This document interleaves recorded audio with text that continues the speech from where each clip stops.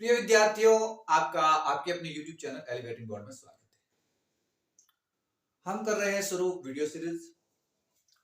हमारा टारगेट हमारे सभी विद्यार्थी बोर्ड कक्षाओं में गणित की परीक्षा में 100 में से 100 अंक प्राप्त करें। इसलिए प्रिय विद्यार्थियों, हम आपके लिए ला रहे हैं desk work series, previous paper की सीरीज और वेरी इंपॉर्टेंट प्रश्न की सीरीज, या फिर जो वेरी इंपॉर्टेंट प्रश्न है उनके मॉडल पेपर की सीरीज। क्योंकि आप देखोगे कि जो डेस्क वर्क और प्रीवियस पेपर है इनमें से 60% अंक आ जाते हैं, बाकी बसे 40% अंक वो आपको वेरी इंपॉर्टेंट प्रश्न की सीरीज में से देखने को मिलेंगे। इसलिए आप जरूर इस वीडियो को, जो ये वीडियो सीरीज है उसको जरूर देखें। यदि आप चाहते हैं कि हमारे सभी वीडियो की नोटिफिकेशन आपके पास पहुंचे ताकि आप सभी हमारे जो ये वीडियो सीरीज है उसका लाभ उठा सकें, तो चैनल को सब्सक्राइब करें तथा बेल आइकन को दबा दें। यदि आप चैनल सब्सक्राइब करते हो तो सारे के सारे वीडियोस आपके पास पहुंचेंगे और आप भी प्राप्त कर सकते हो 100 में से 100 अंक। प्रिय विद्यार्थियों, यदि आप चाहते हो कि हम इस प्रकार की सीरीज इंग्लिश और विज्ञान विषय के लिए भी लेके आए, तो कमेंट करें कि ऐसी सीरीज विज्ञान और गणित विषयों के लिए भी लाई जाए और ज्यादा से ज्यादा चैनल को सब्सक्राइब करें। प्रिय विद्यार्थियों, इस सेशन में अपन डिस्कस करेंगे महत्वपूर्ण प्रश्न। ये कक्षा 8 के लिए इंपॉर्टेंट है। कक्षा 8 के लिए जो प्रश्न है वो है, ये प्रश्न आपको परीक्षा में कहीं ना कहीं मिलेंगे, आपको अर्धवार्षिक वार्षिक में। तो इस वीडियो को आप पूरा जरूर देखें। चलिए शुरू करते हैं। देखो, पहला सवाल है परिमेय संख्याओं का योज्य तत्समक। परिमेय संख्याओं का योज्य तत्समक कितना होता है? 0। फिर है दूसरा सवाल, परिमेय संख्याओं का गुणात्मक तत्समक। परिमेय संख्याओं का गुणात्मक तत्समक कितना होता है? 1 होता है। फिर देखो कि -7 का योज्य प्रतिलोम। तो देखो, जो ऋणात्मक संख्या होती है उसका योज्य प्रतिलोम धनात्मक संख्या होती है, ठीक है। और जो धनात्मक संख्या है उसका योज्य प्रतिलोम कितना कौन होगा? ऋणात्मक संख्या। अर्थात -7 का योज्य प्रतिलोम क्या होगा? 7। और 7 का योज्य प्रतिलोम क्या होगा? -7। अब -7 का गुणात्मक प्रतिलोम। तो देखो, ये एक -7 एक ऐसी संख्या है जिसके बटे में कुछ नहीं है ना। बटे के रूप में ऐसा नहीं लिखा हुआ, भिन्न के रूप में ये संख्या नहीं है। तो जो संख्या भिन्न के रूप में नहीं है उसका जो गुणात्मक प्रतिलोम निकालना है तो उसको एक के बटे में लिख लो। जैसे -7 का आपको गुणात्मक प्रतिलोम निकालना और -7 के बटे में नहीं दिख रहा कुछ भी, तो आप क्या करोगे? उसका गुणात्मक प्रतिलोम निकालने के लिए 1 के बटे में लिख दोगे। चलो, यहाँ पर तो था कि भाई बटे में कुछ नहीं था इसलिए गुणात्मक प्रतिलोम निकालना है, तो 1 के बटे में उसको लिख देंगे। देखो, 1 के बटे में लिख दिया तो इसका गुणात्मक प्रतिलोम आ जाएगा। लेकिन सर बताइए, जब कोई संख्या भिन्न के रूप में होगी, जैसे 5/3 है ना, ये भिन्न के रूप में है, इसका गुणात्मक प्रतिलोम निकालना होगा तो कैसे करेंगे? तो क्या करोगे? उस भिन्न को उल्टा कर दोगे। जैसे 5/3 है तो क्या हो जाएगा? 3/5। ठीक है, तो 5/3 का गुणात्मक प्रतिलोम कितना होगा? 3/5। अब सवाल करते हैं तीसरा हल। क्या है तीसरा सवाल? -2/3 गुणा 3/5 प्लस के 5/2 माइनस का 3/5, ठीक है, गुणा 1/6। एक चीज ध्यान दो प्रिय विद्यार्थियों कि जब भी कोई दो संख्याएं या दो से अधिक संख्या भी होगी, जब संख्याएं गुणे में हो और गुणे में ऊपर नीचे संख्याएं कट रही हो तो आप काट सकते हो। जैसे यहाँ देखो, ये संख्याएं दोनों -2/3 और 3/5, ये दोनों संख्याएं गुणे में है। देखो, बीच में गुणा है, मतलब ये दोनों संख्याएं गुणे में है। तो जब दोनों संख्याएं गुणे में है और ऊपर नीचे कट रही है तो आप काट सकते हो। देखो, ये 3 से कट रही है, 3 एकम 3, 3 एकम 3, ठीक है। तो आपको ध्यान देना है कि जब संख्याएं गुणे में हो और यदि ये ऊपर नीचे से कट रही है तो आप काट सकते हो। और कोई गुणे में है तो देखो, ये भी गुणे में है, ये भी गुणे में है। और देखो, ये 3 एकम 3, 3 दूनी 6, मतलब 3 से ऊपर नीचे कट भी रही है। तो ऊपर नीचे कट रही है, किससे कट रही है? 3 से। तो 3 से काट दो, 3 एकम 3, 3 दूनी 6। अब क्या हो जाएगा? देखो, अब अपने पास में यहाँ पर क्या बचा? -2/1 गुणा 1/5 ठीक है, प्लस के 5/2। आगे क्या बचा है 1/5, माइनस का 1/5। आगे क्या है गुणा, क्या बचा है अपने पास 1/2। ठीक है, प्रिय विद्यार्थियों, यदि किसी संख्या के आगे माइनस का चिन्ह नहीं है तो अपन क्या मानेंगे, उसके आगे प्लस का चिन्ह। देखो 1/5 के आगे भी माइनस का चिन्ह नहीं, इसका मतलब इसके आगे क्या चिन्ह मानोगे, प्लस का। इसके आगे भी माइनस का चिन्ह नहीं है, क्या चिन्ह मानोगे, प्लस का। ठीक है, तो अब देखो अब इनका गुणा करना है, तो जब भी किसी संख्याओं का गुणा करना है तो क्या करोगे, पहले चिन्हों का गुणा करोगे फिर संख्याओं का गुणा करेंगे। देखो जैसे इनका गुणा करना है तो पहले क्या करेंगे, चिन्हों का गुणा करेंगे। तो माइनस गुणा प्लस, माइनस गुणा प्लस क्या होता है माइनस, फिर 2 गुणा 1 2, 1 गुणा 5 5। ठीक है, भिन्नों का गुणा होता है तो आपको देखना है ऊपर ऊपर वाले से गुणा होगा, नीचे नीचे वाली संख्या से गुणा होगा। ऊपर ऊपर वाली संख्या से गुणा होगा और नीचे वाले का नीचे वाली संख्या के साथ गुणा होगा।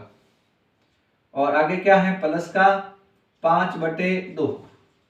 ठीक है, आगे देखो अब इनका गुणा करना है तो इनके पहले चिन्हों का गुणा करेंगे। क्या है देखो चिन्ह, यहाँ माइनस और यहाँ प्लस, माइनस गुणा प्लस माइनस। फिर अंकों का गुणा, संख्याओं का गुणा, 1 गुणा 1 1, 5 गुणा 2 10। ठीक है, तो पहले आपको उनके आगे के चिन्हों का गुणा करना है, फिर संख्याओं का गुणा करना है। भिन्न है तो आपको ध्यान रखना है कि अंश अंश के साथ गुणा होता है और हर हर के साथ गुणा होता है। अब यहां देखो एलसीएम कितना आ रहा है 10। ठीक है, 5 2 10, 5 2 और 10, इसका तुम एलसीएम निकालोगे तो कितना आता है 10 आता है। अब पहली संख्या कौन सी है, पहली भिन्न ये है, इसका हर पकड़ो और भाग दो इस एलसीएम में। तो 5 का भाग 10 में देंगे तो कितनी बार जाएगा 2 बार। तो 2 का गुणा ऊपर क्या है -2, तो -2 के साथ करेंगे। उसके बाद में 2 का भाग 10 के अंदर दो, इस 2 का भाग तुम 10 के अंदर दोगे कितनी बार जाता है 5। 5 का गुणा क्या है, ये प्लस का 5 है तो प्लस के 5 के साथ 5 का गुणा करो। उसके बाद 10 का भाग 10 के अंदर दो, कितनी बार जाता है 1 बार। अब 1 का गुणा ऊपर क्या है -1, तो -1 के साथ 1 का गुणा करो। अब पहले का देखो कि मैंने कहा तुम्हें गुणा करना है तो पहले चिन्हों का गुणा करो फिर संख्या का गुणा करो। तो देखो इसके आगे कुछ भी चिन्ह नहीं है तो क्या होगा, चिन्ह मानेंगे प्लस का। इसके आगे तो प्लस का है, इसके आगे कुछ भी चिन्ह नहीं है तो क्या चिन्ह मानेंगे प्लस का। इसके आगे भी क्या चिन्ह मानेंगे प्लस का। जिसके आगे माइनस का चिन्ह नहीं है उसके आगे प्लस का चिन्ह मानते हैं। अब देखो माइनस प्लस, पहले चिन्ह का गुणा करना है तो माइनस प्लस क्या हो जाएगा माइनस, 2 गुणा 2 4, फिर प्लस गुणा प्लस प्लस, 5 गुणा 5 25, फिर माइनस गुणा प्लस माइनस, 1 गुणा 1 1, बटे में कितना है 10।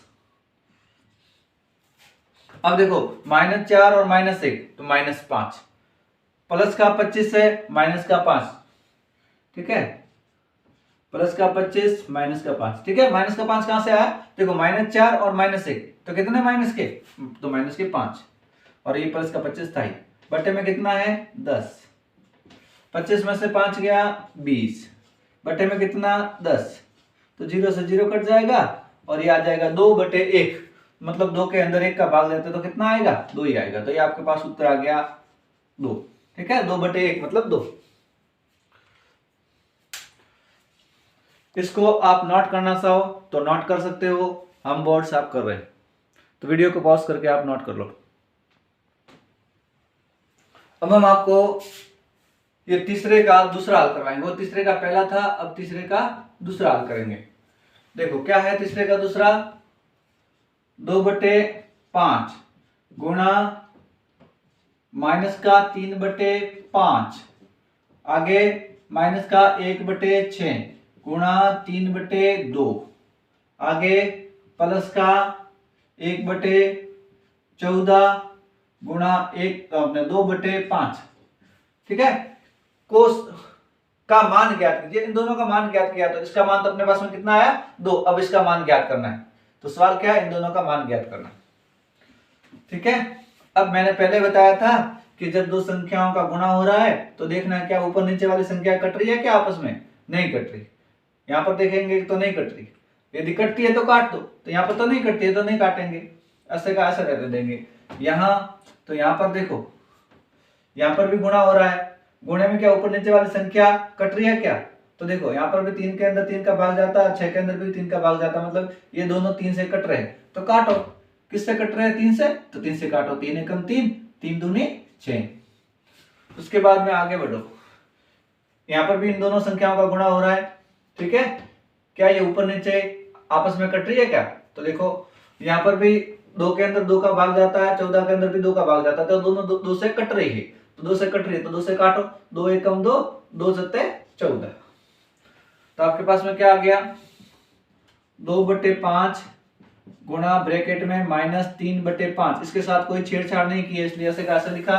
उसके बाद क्या है, माइनस का 1/2 गुणा 1/2 प्लस 1/7 गुणा 1/5, ठीक है। उसके बाद में देखो इसके आगे कुछ भी चिन्ह नहीं, मैंने कहा था जिसके आगे कुछ भी चिन्ह नहीं या फिर जिसके आगे माइनस का चिन्ह नहीं होता उसको अपन क्या मानते हैं, प्लस का। यहाँ पर भी देखो 1/2 के आगे भी कुछ भी चिन्ह नहीं है, माइनस का चिन्ह नहीं है, तो क्या चिन्ह मानेंगे, प्लस का। इसके आगे तो प्लस का ऑलरेडी है, 1/5 के आगे माइनस का चिन्ह नहीं है, तो क्या मानेंगे, इसके आगे चिन्ह प्लस का चिन्ह मानेंगे। अब देखो इन दोनों का गुणा करना है, तो क्या बताया मैंने, जब भी किन्हीं दो संख्याओं का गुणा करना है तो पहले उनके आगे के जो चिन्ह है उनका गुणा करो, तो करो प्लस गुणा माइनस, माइनस। अब इनका और इनका गुणा करना है, ठीक है। अब देखो एक चीज और कि भाई ये तो भिन्न है, भिन्न है तो भिन्न का गुणा कैसे करेंगे, ऊपर ऊपर वाली संख्या के साथ गुणा होता है और नीचे वाली का नीचे वाली के साथ, तो 2 का 3 के साथ गुणा होगा, तो 2 गुणा 3 कितना होता है, 2 तिया 6। उसके बाद 5 का 5 के साथ गुणा कितना होता है, 25। उसके बाद में ये माइनस का चिन्ह, ये प्लस का चिन्ह, माइनस प्लस माइनस, 1 गुणा 1 1 बटे में 2 गुणा 2 4, ठीक है। पहले मैंने बता दिया ना, ऊपर वाले का ऊपर वाले के साथ गुणा होगा, नीचे वाले का नीचे वाले के साथ गुणा होगा, ध्यान रखना, इसलिए ये आया।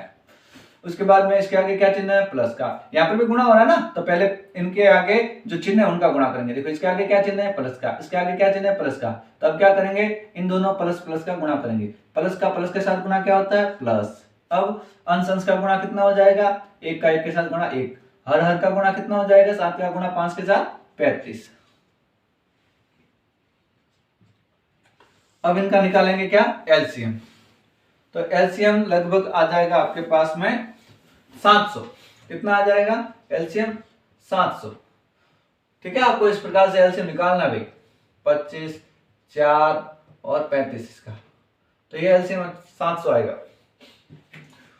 उसके बाद में 25 का भाग तुम 700 के अंदर दोगे, कितनी बार जाएगा 25 का भाग 700 के अंदर, 28 बार। 28 को तुम -6 से गुणा करेंगे, तो करो -6 गुणा 28, ठीक है। उसके बाद में 4 का भाग तुम 700 में दोगे तो कितने बार जाएगा, 175 बार। 175 का -1 से गुणा करेंगे, है ना। देखो 4 के ऊपर क्या है, 1, वो भी किसका, माइनस का 1, तो माइनस का 1 के साथ गुणा करेंगे, तो 4 का भाग 700 में देने पर कितना आया था, 175, तो 175 का -1 से गुणा करेंगे, तो देखो -1 से गुणा कर रहे हैं तो क्या हो जाएगा, -1 गुणा 175।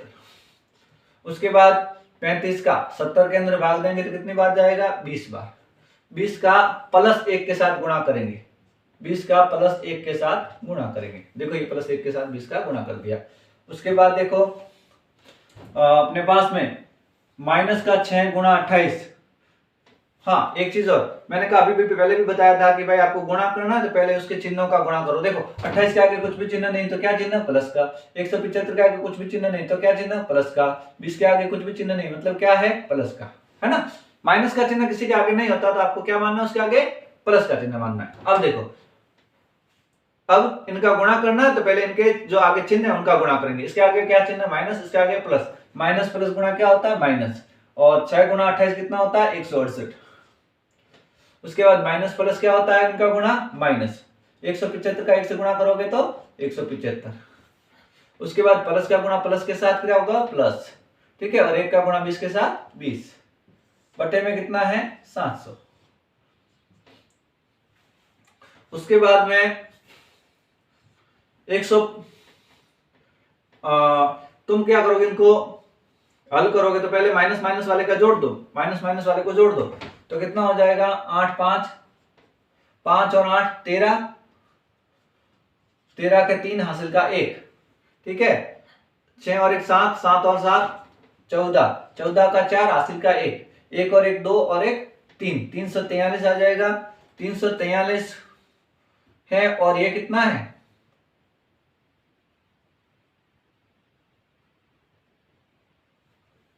प्लस, ये देखो 343 माइनस का है, क्योंकि माइनस का 168 है और माइनस का 175, इसको जोड़ा तो ये आया है 343, तो माइनस का 343 आएगा ना, क्योंकि माइनस वाले को जोड़ते हैं तो माइनस का चिन्ह आता है। और ये क्या है, प्लस का 20 बटे में कितना है 700। तो यहां पर और आगे हल करोगे तो माइनस का 343 प्लस 20, तो ये विपरीत चिन्ह है तो क्या हो जाएंगे, घटेंगे।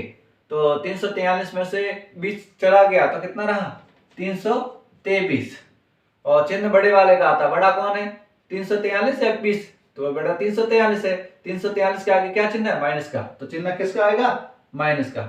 और बटे में कितना आएगा, देखो कितना है 700, ठीक है। इसको भाग आगे दोगे तो ये हल हो जाएगा। यदि आप इसको उतारना चाहते हो इस सवाल को तो उतार सकते हो कॉपी के अंदर, मैं फिर इसका हल है उसको मिटा दूंगा, तो वीडियो को पॉज करके उतार लो। अब हमें चौथा प्रश्न करना है, घनाभ का पार्श्वपृष्ठीय क्षेत्रफल। घनाभ का पार्श्वपृष्ठीय क्षेत्रफल, तो आपको जितने भी आपके, ये देखो घनाभ का पार्श्वपृष्ठीय क्षेत्रफल का सूत्र है, ठीक है। तो जितने भी सूत्र हैं आपको क्षेत्रफल के, पार्श्व के, संपूर्ण के, वो सारे के सारे सूत्र आपको याद करने हैं, ठीक है। तो आप याद कर लेना। घनाभ का पार्श्वपृष्ठीय क्षेत्रफल कितना होता है, देखो मैंने यहां पर एक ही सिर्फ ये क्षेत्रफल वाला सूत्र लिखा है, तुम्हें सारे के सारे क्षेत्रफल वाले सूत्र याद करने हैं। तो घनाभ का पार्श्वपृष्ठीय क्षेत्रफल, घनाभ का संपूर्ण पृष्ठीय क्षेत्रफल, बेलन का पार्श्व और संपूर्ण, और घन का पार्श्व और संपूर्ण, जितने भी हैं वो सारे के सारे सूत्र आपको याद करने।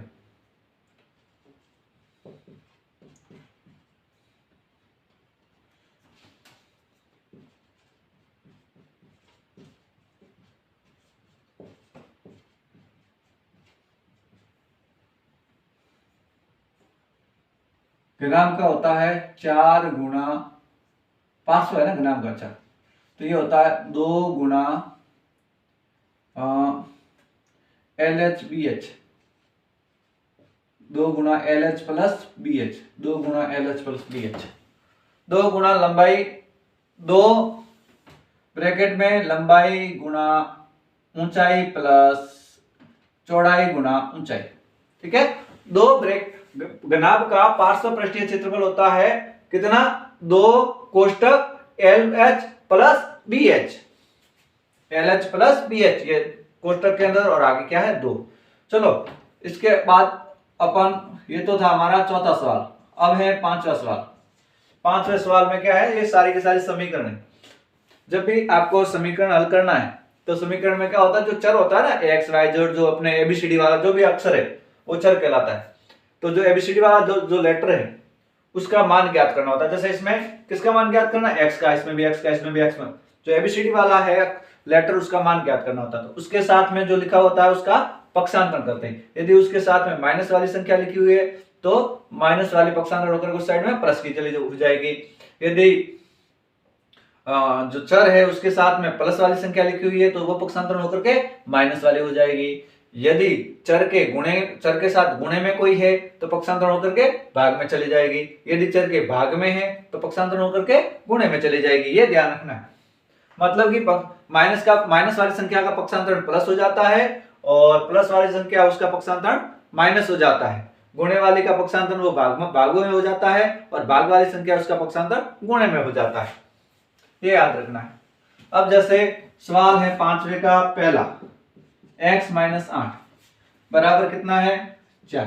अब आपको इस समीकरण को हल करना है, मतलब x का मान ज्ञात करना। तो x के साथ में जो लिखा है उसका पक्षांतरण करेंगे। x के साथ में माइनस वाली संख्या है तो ये पक्षांतरण होकर के प्लस वाली हो जाएगी। देखो x बराबर, अब ये पक्षांतरण हो गई है, यहाँ पर यहाँ आ गई है, ठीक है। तो क्या हो जाएगा, अब यहाँ पर तो x आगे क्या है बराबर, इस साइड में क्या लिखा हुआ था 4, और ये -8 इस साइड में अब आ गई है, तो क्या हो जाएगी +8। इस प्रकार से आपके पास में x बराबर कितना आ गया, 4 + 8 कितना 12, x का मान आ गया आपके पास में 12। ठीक है, बहुत ही आसान था। x का मान अपन को ज्ञात करना था, तो x के साथ जो लिखा उसका पक्षांतर करेंगे। x के साथ क्या -8, तो -8 इस साइड में आ गया तो +8 हो गया। ठीक है, हाँ एक चीज और, -8 पक्षांतर करोगे तो तुम फिर यहाँ पर भी -8 और यहाँ पर भी -8 ऐसे भी नहीं लिखना है, यहाँ पर +8 और यहाँ पर भी +8 ऐसे भी नहीं लिखना है। कोई कोई क्या करते हैं, जैसे -8 का पक्षांतर करेंगे तो भाई यहाँ तो +8 होना चाहिए, लेकिन वो क्या करते हैं 4 का भी चिन्ह चेंज करते हैं, तो आपको नहीं करना। ठीक है, आपको जिसका आप पक्षांतर करते हो उसका ही चिन्ह चेंज करना, बाकी वालों का चिन्ह चेंज नहीं करना है। अब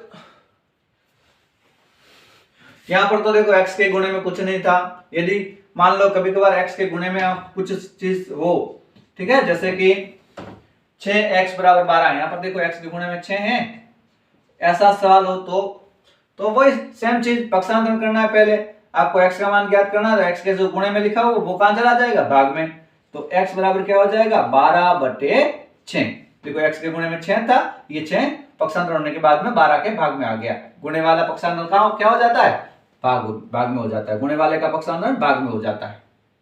तो x के गुणे में 6 था, 6 का पक्षांतर भाग में हो गया, तो अब x बराबर कितना आ गया 12/6। 12 में 6 का भाग देते कितना आता है 2, तो x का मान आपके पास में कितना आ गया 2। उसके बाद में तीसरा सवाल देखो, 5x - 7 = 18, ऐसा हो तो इसको कैसे करेंगे। तो देखो सबसे पहले आपको जोड़ और बाकी वाला है, जोड़ और बाकी वाली संख्या उसका पक्षांतर करना है।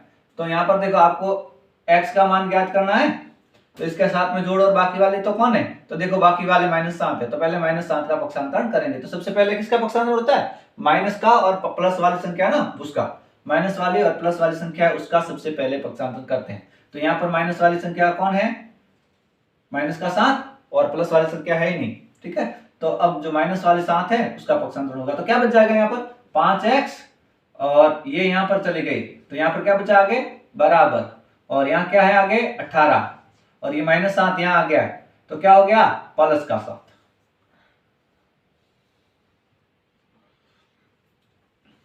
उसके बाद में 5x बराबर 18 और 7 कितने होते हैं 25। आपको तो x का मान ज्ञात करना है, x के गुणे में क्या है 5, 5 कहां चला जाएगा भाग में, देखो 25 के भाग में ये आ गया 5। अब x बराबर क्या हो जाएगा, 25 के अंदर 5 का भाग देते तो कितना आता है 5, तो x का मान आपके पास में कितना आ गया 5।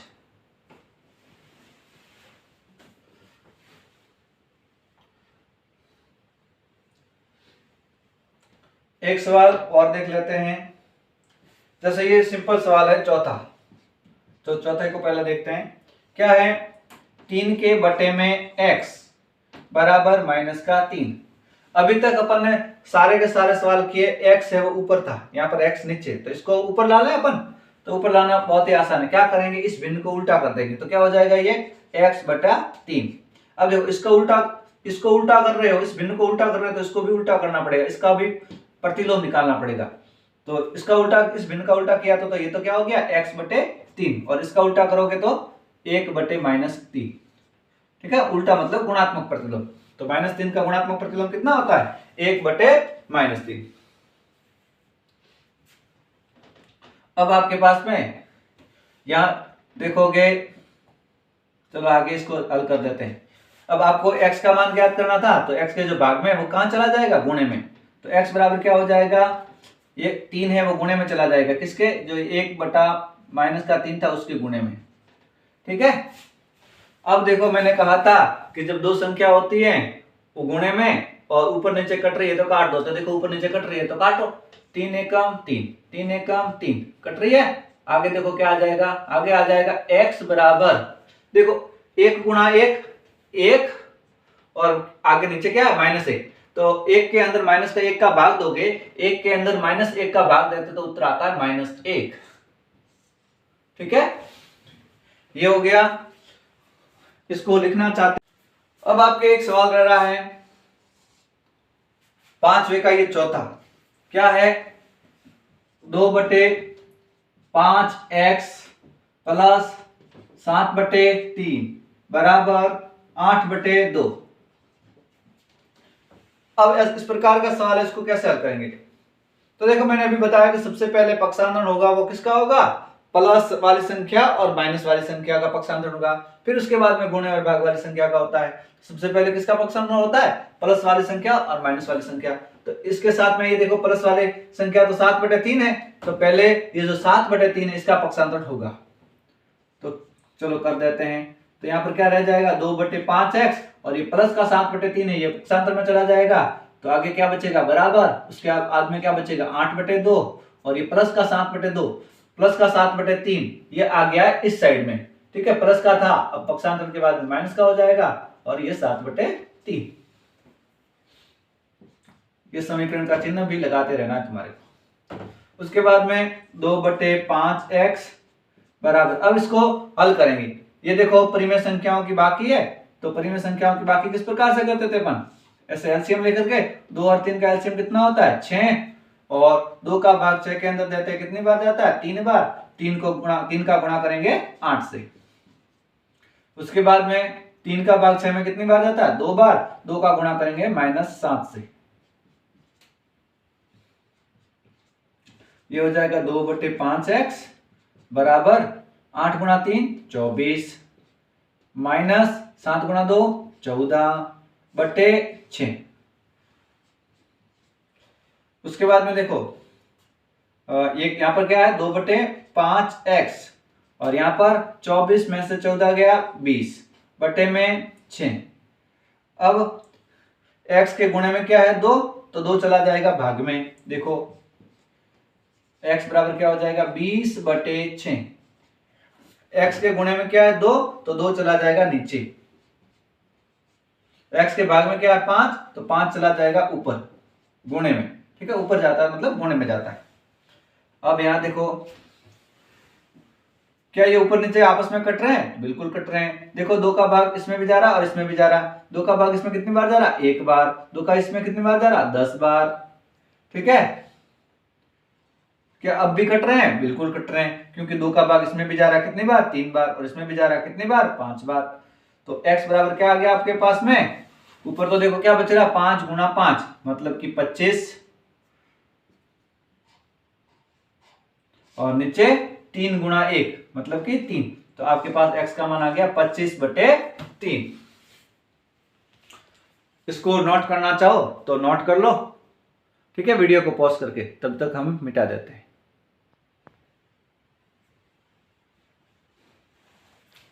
अब देखिए संख्या 4 को कौन सा मिलान चिन्ह दर्शाता है, तो इसका हल देखो। ये 1 इस प्रकार से मिलान चिन्ह होता है वो 1 को दर्शाता है। 2 इस प्रकार से लाइन होती है तो ये 2 को दर्शाता है। 3 लाइन होती है तो 3 को दर्शाता है। 4 लाइन होती है तो 4 को दर्शाता है। और इस प्रकार से 5 को दर्शाने के लिए इस प्रकार से तिरछी लाइन खींचेंगे, तो ये किसको दर्शाता है 5 को। ठीक है, इसका उत्तर मैं लिख रहा हूं। 4 को दर्शाने वाली मिलान चिन्ह कौन सा है, तो ये है 1 2 3 और 4। ये मिलान चिन्ह है, ये 4 को दर्शाता है। ये मिलान चिन्ह 3 को, ये मिलान चिन्ह 4 को और ये मिलान चिन्ह 5 को, ये मिलान चिन्ह 6 को, ये मिलान चिन्ह 7 को, ये 8 को, ये 9 को और ये 10 को।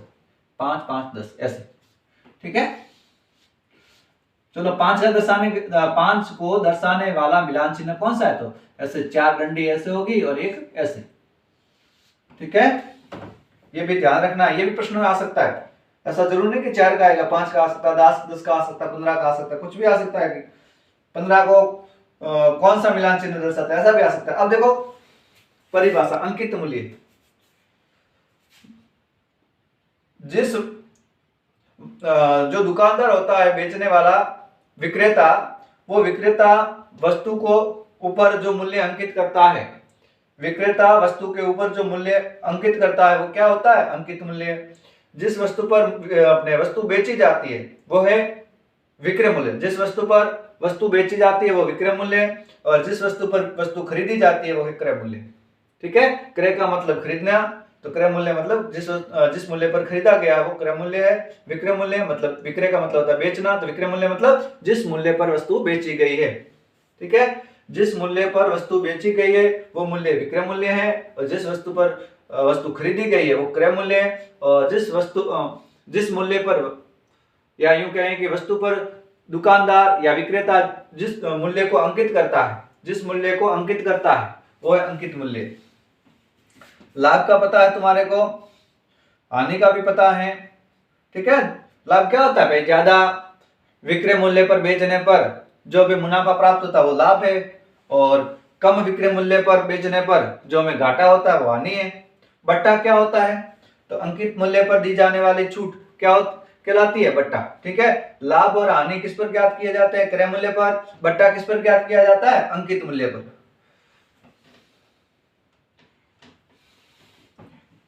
जिस मूल्य पर ऋण दिया जाता है या फिर ऋण लिया जाता है वो है मूलधन। ठीक है, जिस धन पर ऋण लिया जाता है, या यूं कहें जिस धन पर ब्याज लिया जाता है या फिर ब्याज दिया जाता है वो धन है मूलधन। और ब्याज क्या होता है कि भाई अपन ने कोई पैसे उधार लिए और वापस चुकाएंगे तो कुछ एक्स्ट्रा पैसे चुकाते हैं, वो एक्स्ट्रा पैसे क्या कहलाते हैं, ब्याज कहलाते हैं। ठीक है।